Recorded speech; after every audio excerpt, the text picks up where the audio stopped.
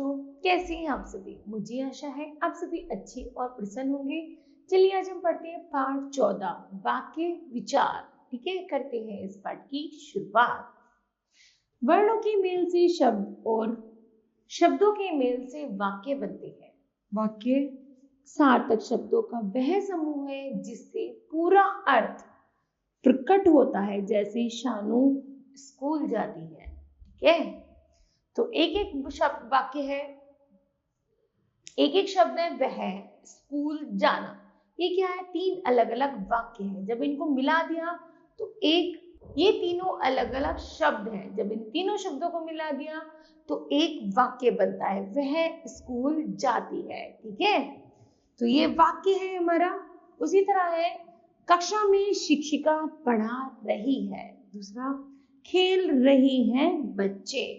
तो यहाँ पर जब शब्दों का सही क्रम ना हो तो उसे वाक्य नहीं कह सकते। ठीक है, जानते हैं बच्चों, ऊपर दो वाक्य दिए गए हैं। कक्षा में शिक्षिका पढ़ा रही है तथा खेल रहे हैं बच्चे। इनमें पहले वाक्य का अर्थ आसानी से स्पष्ट हो रहा है, परंतु दूसरे वाक्य का अर्थ स्पष्ट नहीं है, क्योंकि वाक्यों को लिखने का क्रम होता है जो इसमें ठीक नहीं है। जैसे बच्चे खेल रहे हैं, तो हमें एक बार में समझ आ गया। तो यह वाक्य का सही क्रम है और इसी को हम वाक्य कहते हैं। ठीक है, जानते हैं इसे परिभाषा के माध्यम से। सार्थक शब्दों का वह समूह जिससे पूरा अर्थ प्रकट हो वाक्य कहलाता है। ठीक, बच्चों, वाक्य को लिखते समय हमें कर्ता तथा क्रिया को ध्यान में रखना होता है। कर्ता है किसी काम को करने वाला, कर्ता कहलाता है। क्रिया कर्ता को जो काम करता है उसे क्रिया कहते हैं।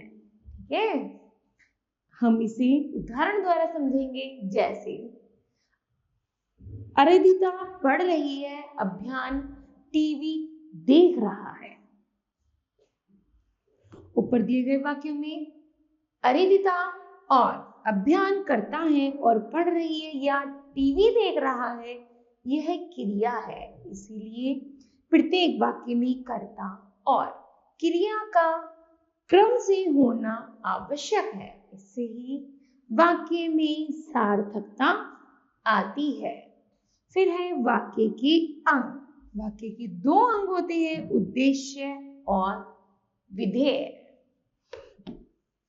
उद्देश्य किसे कहते हैं, वाक्य में जिससे संबंधित बात की जाए उसे उद्देश्य कहते हैं। विधेय, उद्देश्य से संबंधित जो कुछ भी कहा जाए उसे विधेय कहते हैं।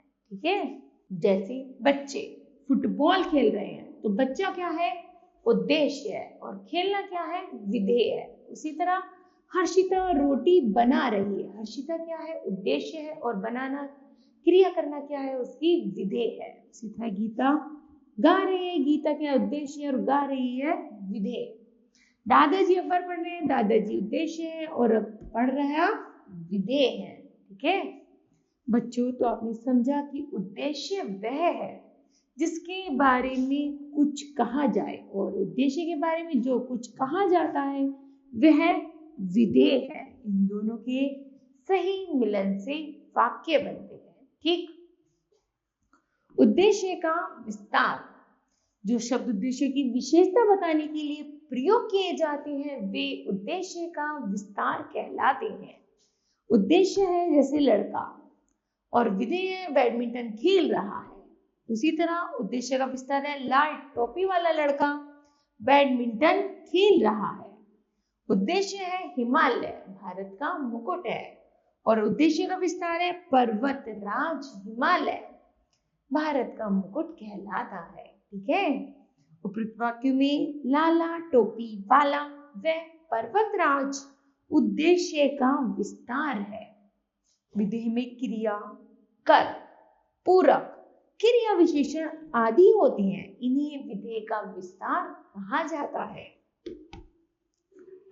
पापा जी दिल्ली से मेरे लिए ड्रेस लाए। पापा जी दिल्ली से मेरे लिए कीमती ड्रेस लाए। विधेय का विस्तार करने उपरोक्त वाक्य में कीमती शब्द जब जोड़ दिया जाए विधेय में तो वह विधेय का विस्तार करना कहलाता है। ठीक है, जानते हैं इस परिभाषा से। जो शब्द क्रिया के कर्म या विशेषण होते हैं वे विधेय का विस्तार कहलाते हैं। क्या कहलाते हैं? विधेय का विस्तार। वाक्य के भेद। वाक्य के भेद निम्नलिखित है। रचना के आधार पर वाक्य, अर्थ के आधार पर वाक्य। पहला है रचना के आधार पर वाक्य। रचना के आधार पर वाक्य की भेद। रचना के आधार पर वाक्य के 3 भेद होते हैं। सरल वाक्य, संयुक्त वाक्य और मिश्रित वाक्य। पहला है सरल वाक्य किसे कहते हैं? जिस वाक्य में एक उद्देश्य और एक विधेय होता है उसे सरल वाक्य कहते हैं। जैसे श्वेता, रंजना, सुलेखा बगीचे में खेल रही है। ठीक है, आगे है उपयुक्त वाक्य में श्वेता, रंजना, सुलेखा कौन है? कर्ता है, तथा खेल रही है विधेय है, अतः यह सरल वाक्य है क्योंकि इसमें एक उद्देश्य है और एक विधेय है। ठीक है, सरल वाक्य में कर्ता एक से अधिक हो सकते हैं परंतु क्रिया एक ही होती है।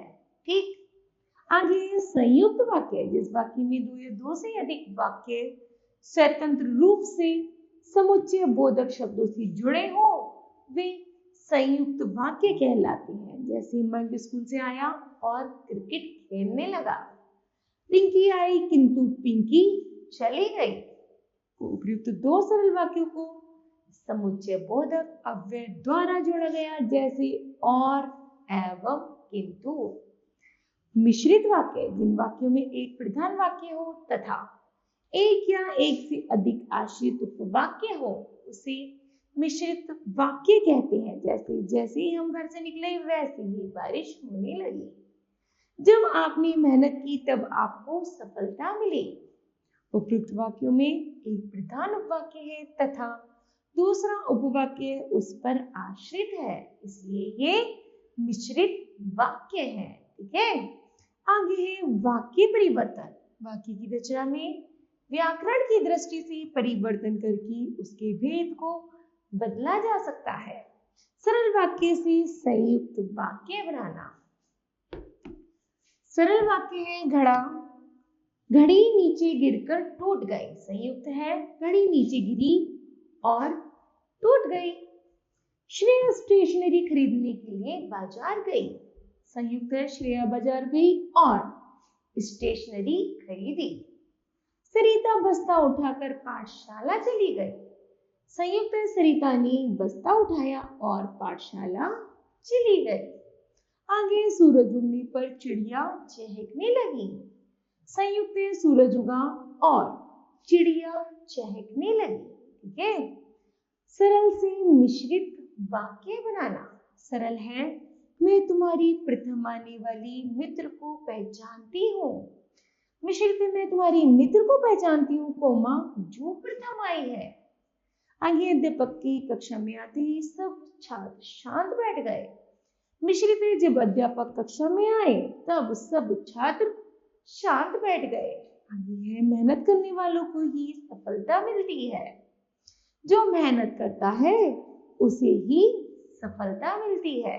आगे है छुट्टी होने पर हम फिल्म देखने चलेंगे। जब छुट्टी होगी तो हम फिल्म देखने चलेंगे। ठीक है, आगे संयुक्त वाक्य से मिश्रित वाक्य बनाना। परीक्षा खत्म हो गई और हम आगरा घूमने गए। मिश्रित है जब परीक्षा समाप्त हुई हम आगरा घूमने गए। तुम बाजार गए और वह सो गया। मिश्रित है जैसे ही तुम बाजार गए कि वह सो गया। मैंने उसे देखा और वह हंस पड़ा। मिश्रित है मैंने जब उसे देखा तब वह हंसने लगा। यहाँ पहले जंगल था परंतु अब घनी बस्ती है। तो मिश्रित है जहाँ पहले जंगल था वहाँ अब घनी बस्ती है। ठीक है, इस तरह सरल से मिश्रित और संयुक्त से मिश्रित बनाया जाता है। ठीक है, आगे है अर्थ के आधार पर वाक्य। अर्थ के आधार पर वाक्य के भेद। अर्थ के आधार पर वाक्य के 8 भेद होते हैं, जैसे विधानवाचक, निषेधवाचक, संकेतवाचक, प्रश्नवाचक, संदेहवाचक, इच्छावाचक, आज्ञावाचक और विस्मय आदि वाचक। पहला है विधानवाचक वाक्य। जिन वाक्यों में किसी के बारे में कुछ बताया जाए या कार्य के करने या होने का सामान्य कथन हो, उन्हें विधानवाचक वाक्य कहते हैं। जैसे सूर्य पूर्व दिशा में उगता है, तो ये क्या है? क्रिया का होना। दूसरा है सीता रोज पढ़ाई करती है, ये है कार्य का करना। ठीक है। दूसरा है निषेधवाचक वाक्य। जिन वाक्यों में क्रिया की न करने या न होने का कथन हो, उन्हें निषेधवाचक वाक्य कहा जाता है। जैसे नील कठिन परिश्रम नहीं करता है, ममता को खाना बनाना नहीं आता है, तो ये हो गए निषेध अर्थात मना करना। आगे है संकेतवाचक वाक्य।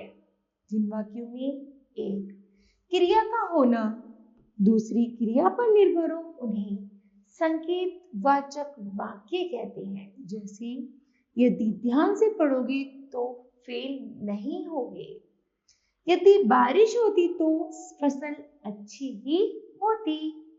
इस तरह हुआ संकेतवाचक वाक्य। आगे है प्रश्नवाचक वाक्य। जिन वाक्यों में प्रश्न किया जाए, उन्हें प्रश्नवाचक वाक्य कहते हैं। जैसे रंजना दिल्ली कब जा रही है, क्या उमा ने यह घर खरीदा है, तो यहाँ हुआ प्रश्न, है ना। आगे है संधिवाचक वाक्य।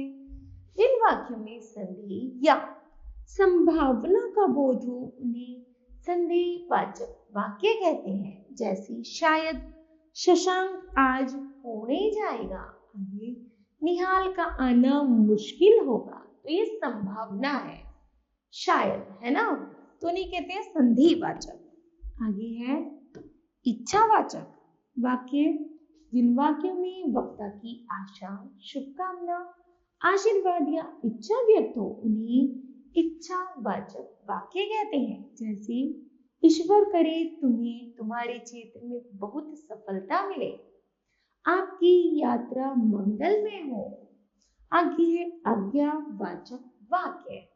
जिन वाक्यों में आज्ञा, आदेश, अनुमति या अनुरोध का बोध हो, उन्हें आज्ञावाचक वाक्य कहते हैं। जैसे अपने क्षेत्र को स्वच्छ रखें, आप उधर जाकर बैठ जाओ। ठीक है।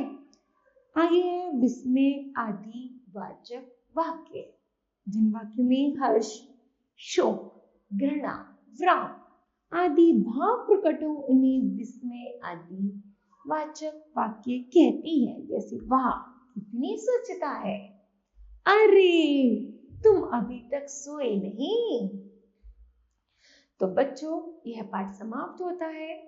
अब जानते हैं इस पाठ के महत्वपूर्ण तथ्य।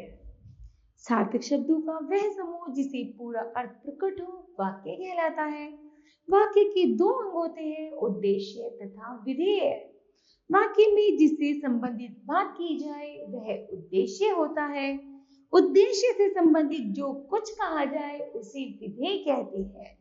रचना के आधार पर वाक्य के 3 भेद होते हैं, सरल वाक्य, संयुक्त वाक्य और मिश्रित वाक्य। अर्थ के आधार पर वाक्य के 8 भेद होते हैं, विधानवाचक, निषेधवाचक, प्रश्नवाचक, आज्ञावाचक, संदेहवाचक, संकेतवाचक, इच्छावाचक और विस्मय आदि वाचक। ठीक है।